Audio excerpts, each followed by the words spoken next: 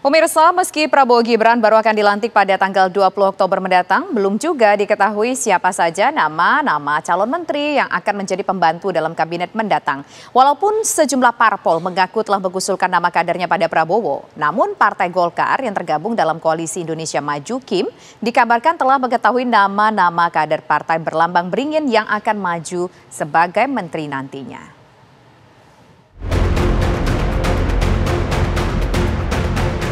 Meski tersisa 1 bulan sebelum Presiden dan Wakil Presiden terpilih Prabowo Subianto dan Gibran dilantik pada Oktober mendatang, namun belum juga diketahui siapa saja nama-nama yang akan masuk dalam jajaran pemerintahan keduanya. Tetapi sejumlah ketua umum parpol yang tergabung dalam Koalisi Indonesia Maju (KIM) mengakui sudah mengusulkan nama-nama kader pada Prabowo sebagai masukan. Bahkan Partai Golkar pun telah mengetahui nama-nama kader yang akan menempati posisi menteri di Kabinet Prabowo Gibran. Menurut Agus Gumiwang Kartasasmita, Ketua Umum Golkar Bahlil Lahadalia juga sudah mengetahui dan menyampaikan siapa saja kader dari partai berlambang beringin itu yang akan menempati posisi sebagai menteri. Saya juga belum tahu progresnya sampai mana, karena itu adalah hak prerogatif daripada Presiden terpilih. Nah, beliau pada saat ini memang berkonsentrasi untuk menuntaskan nomenklatur, menuntaskan jumlah, dan menuntaskan kriteria yang akan mengisi kabinet yang akan datang. Kriterianya apa aja sih, Bang? Kalau Golkar disebut ada 4 nama ada nama-namanya nggak, Bang? Ya, kalau dari Gerindra sudah ada nama-namanya, tapi mohon maaf belum bisa dipublikasi. Demikian. Ya, dari Gerindra sedikit lah, sedikit nggak banyak. Dari semuanya di Tarunan Nusantara, Bang? Iya, kan itu dinamis, masih dalam penggodokan. Demikian. Oke. Seperti diketahui, Prabowo memang dikabarkan telah memanggil sejumlah orang yang akan disaring untuk menjadi menteri di kabinetnya. Kita lihat aja, dan saya yakinkan bahwa pasti Pak Prabowo akan mempertimbangkan secara matang dan akan sesuai dengan peraturan perundang-undangan. Masing-masing pemimpin kan punya style yang berbeda, ya. Pak Bahlil, tapi semua ketua umum sudah diberitahu jatahnya juga dan berapa besarannya itu sudah dijelaskan ya? Ya, ada deh. Ya, saya memang pernah berdiskusi dalam berbagai topik ya. Dan saya pikir tunggu tanggal mainnya aja. Tak hanya dari partai politik, organisasi keagamaan seperti PP Muhammadiyah juga telah bersilaturahmi dengan Presiden terpilih Prabowo Subianto. Meskipun belum diketahui apa saja yang dibahas dalam pertemuan tertutup itu.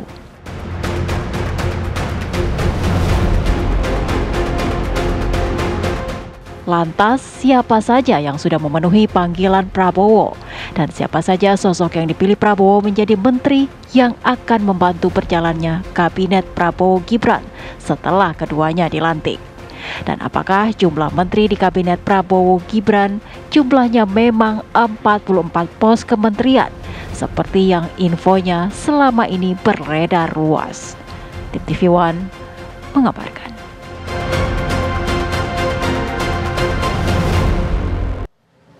Pemirsa, Partai Golkar telah mengetahui nama-nama kader yang akan menempati posisi menteri di Kabinet Prabowo Gibran.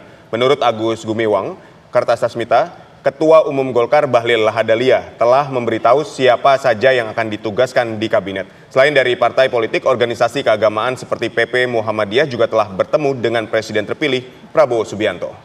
Lantas siapa saja calon menteri yang sudah dipanggil? Akankah ormas seperti Muhammadiyah dan juga NU akan bergabung di Kabinet Prabowo Gibran? Pemirsa, untuk membahasnya telah bergabung bersama kami ada juru bicara Prabowo Subianto, yaitu ada Bang Daniel Ansar Simajuntak. Kemudian juga ada Ketua PP Muhammadiyah, yaitu ada Pak Anwar Abbas, dan juga Wakil Ketua Umum Partai Golkar, yaitu ada nanti bergabung bersama kami ada Bang Adis Kadir. Kita sapa dulu. Assalamualaikum, selamat sore semuanya. Waalaikumsalam warahmatullahi wabarakatuh. Ya. Pertama saya ingin ke Bang Daniel terlebih dahulu. Bang Daniel, sudah ada belum sih sebetulnya dikantongi secara pasti mungkin 44 nama menteri di tangan Pak Prabowo, dan sudah berapa banyak calon-calon menteri yang dipanggil? Pertama, tentu saya tidak punya otoritas untuk bisa menjawab pertanyaan spesifik Mbak Tisa tadi. Yang jelas Pak Prabowo hari ini terus melakukan proses seleksi dan menderifikasi program-program beliau terkait dengan institusionalisasi kementerian yang akan dibentuk nanti melalui program-program yang ada. Terkait dengan jumlahnya juga belum ada yang final terkait dengan hal tersebut. Nama pun demikian, tapi tentu Pak Prabowo memiliki mekanisme sendiri terkait dengan proses rekrutmen calon menteri yang akan beliau percayakan membantu beliau. Beliau sendiri langsung dibantu dengan beberapa tim kecil untuk melakukan proses seleksi dan memastikan menteri-menteri yang akan membantu beliau nanti adalah orang-orang yang punya kapasitas, punya integritas, dan juga punya loyalitas. Dan itu bisa berasal dari partai politik, bisa juga berasal dari non partai politik.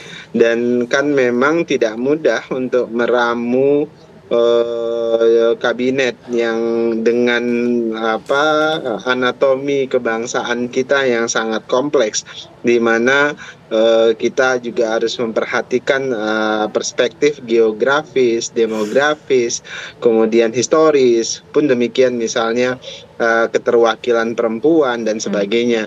Nah, itu tentu pertimbangan-pertimbangan matang terus dikaji dan didengarkan Pak Prabowo dari berbagai pihak. Begitu Mbak Tisa. Baik, kita ke Bang Adis Kadir. Bang Adis, Partai Golkar kan dikabarkan telah mengetahui bahwa kader ini sudah menempati posisi menteri apa saja di kabinet Prabowo Gibran. Apakah ini benar, Bang?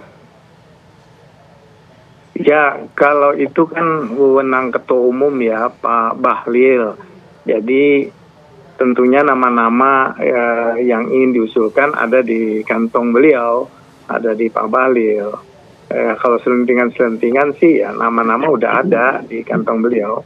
Kita kan belum tahu apakah sudah diserahkan kepada Presiden terpilih Bapak Prabowo atau belum, kami belum tahu juga hal itu. Baik, ada berapa nama dari kader Golkar yang diusulkan untuk menjadi menteri di kabinet Zakon Prabowo Gibran ini, Bang?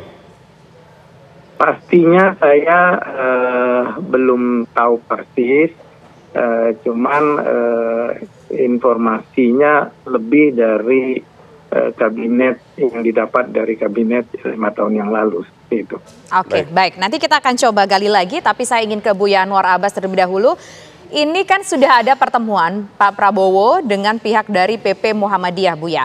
Apakah betul akan mendapatkan kursi yang akan diberikan kepada Muhammadiyah, dan kira-kira menteri apa sih yang akan diberikan kepada Muhammadiyah, Buya? Ya, Assalamualaikum warahmatullahi wabarakatuh. Waalaikumsalam. Saya rasa pertemuan antara Ketua Umum saya Pak Haidar Nasir dengan Pak Prabowo, Presiden terpilih, itu adalah pertemuan silaturahim ya. Tentu saja dalam pertemuan tersebut telah terjadi diskusi dan dialog tentang bagaimana masa depan bangsa dan juga tentang bagaimana struktur susunan kabinet yang akan datang ya. Tapi saya belum tahu persis tentang hal yang terkait dengan masalah susunan kabinet. Tapi yang jelas jika seandainya Pak Prabowo akan menyusun kabinetnya, tentu saja harus ada elemen-elemen dari partai politik, sudah jelas ya. Karena banyak partai yang mendukung beliau. Tetapi yang juga jangan lupa adalah dari kalangan civil society, yaitu dari elemen-elemen golongan apakah buruh, tani, nelayan, dan ormas-ormas keagamaan. Saya rasa harus ada representasi yang dalam kabinet supaya hubungan antara rakyat dan masyarakat dengan Presiden terpilih dengan Pak Prabowo nanti akan semakin akrab, sehingga kita harapkan ketegangan di antara pemerintah dan rakyat akan bisa diminimalisir, sehingga kita bisa fokus bagi memajukan dan membangun bangsa serta negara kita. Saya begitu ya. Buya, di akhir 2023 dan juga kalau tidak salah di April 2024 kita mendengar bahwa ada selentingan kabar kalau nanti Prabowo Subianto, Gibran Rakabuming Raka terpilih menjadi presiden dalam Pilpres, maka Muhammadiyah akan mendapatkan kursi Menteri Pendidikan. Apakah hal tersebut benar, Buya?